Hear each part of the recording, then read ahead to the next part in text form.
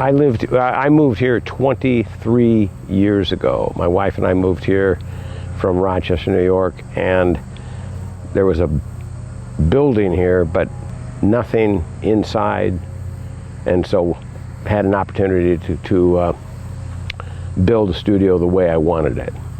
I fire raku pottery.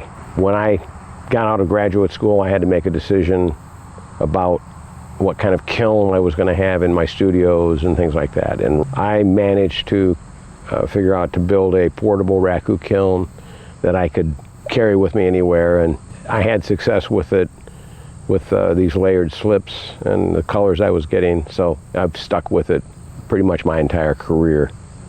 I was never fully interested or engaged in making functional pottery. I was more interested in decorative, doing something with the surface. Function wasn't even in my idea. Raku fit into that because raku is a low fire process, and functional pottery is done at a very high fire. For this tour this year, for the 5th tour, I decided to remake a form I made years ago called, I call them trivets.